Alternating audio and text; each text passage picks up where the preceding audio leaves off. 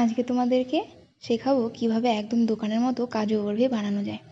দেখো কত নরম হয়েছে, আর খেতেও ঠিক ততটাই সুস্বাদু হয়েছিল। তাহলে চলো বেশি কথা না বাড়িয়ে চলে যাই রেসিপিটার দিকে। এখানে দেখো আমি 200 গ্রাম মতো কাজু নিয়েছি। আমি এখানে ভাঙা কাজুটা নিয়েছি, তোমরা চাইলে গোটা কাজুটাও নিতে পারো। এবার এই কাজুটাকে মিক্সিং জারের মধ্যে নিয়ে নিচ্ছি। এটাকে আমি ব্লেন্ড করে একদম গুঁড়ো করে নেব। আচ্ছা, এখানে একটা ছোট্ট টিপস, যদি দেখো কাজুটা একটু নরম আছে সেক্ষেত্রে তোমরা একটু ড্রাই রোস্ট করে নিতে পারো, তারপরে গুঁড়ো করে নিয়ে ব্যবহার করবে। গুঁড়ো করা হয়ে গেছে এই কাজুগুলোকে, এবারে চলে যাব শিরাটা তৈরির দিকে। এখানে আমি হাফ বাটি চিনি নিয়েছি, ওই ধরো 100 গ্রাম মতো, আর এখানে আমি হাফ বাটি মতো জল ব্যবহার করেছি। এবারে এই জলের সাথে চিনিটাকে খুব ভালোভাবে মেল্ট করে নিতে হবে। 2 থেকে 3 মিনিট পরে দেখবে এরকম একটা মোটা শিরা তৈরি হয়ে গেছে। শিরাটা দেখবে একতার মতো হতে হবে, তবে গিয়ে এটা পারফেক্টলি হবে।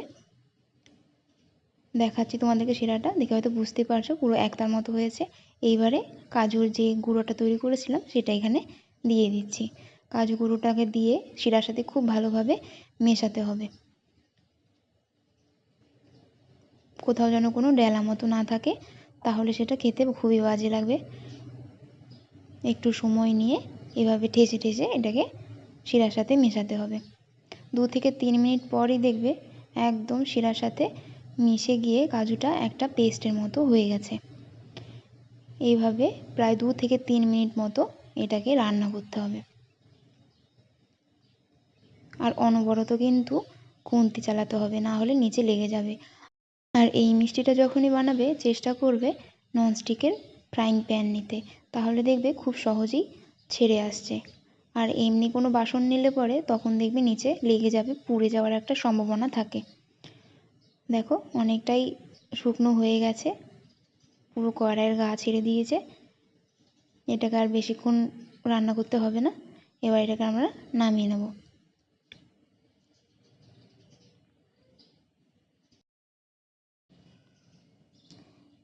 এবারে এখানে দেখো আমি একটা প্লাস্টিক নিয়েছি, তার উপরে কিছুটা তেল ব্রাশ করে দিচ্ছি।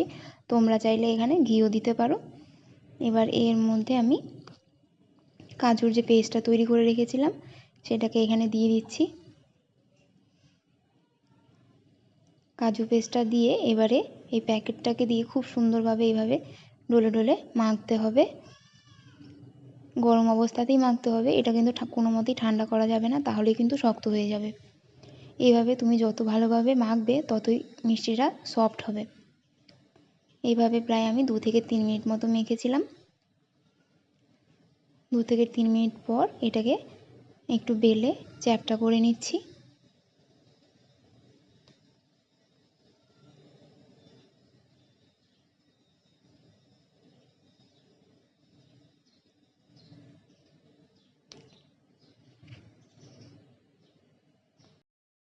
এখানে দেখো আমি বেলে নিয়েছি, খুব বেশি পাতলা করিনি, একটু মোটা রাখতে হবে। এইবারে এর ওপরে আমি দিয়ে দেবো রূপোর রাংতা। তোমরা চাইলে না দিতে পারো, কোনো অসুবিধা কিছু নেই। আমার হাতের কাছে ছিল তাই আমি এটাকে দিয়ে দিয়েছি।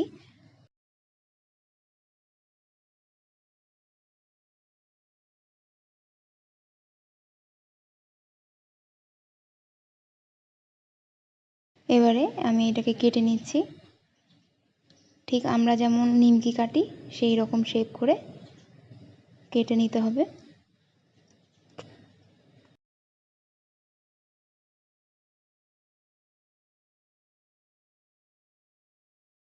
এই মিষ্টিটা এতটাই টেস্টি হয়েছিল খেতে যে কি বলবো তোমাদেরকে। বাড়িতে তোমরা একবার না বানালে এটা বুঝতেই পারবে না এটা ঠিক কতটা টেস্টি।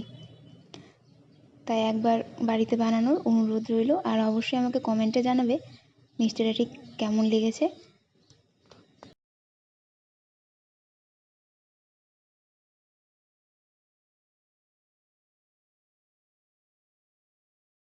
এখানে দেখো তোমাদেরকে আমি এক পিস তুলে দেখাচ্ছি, দেখো কতটা সুন্দর হয়েছে। আর অনেস্টলি বলছি খেতেও খুবই সুন্দর হয়েছিল।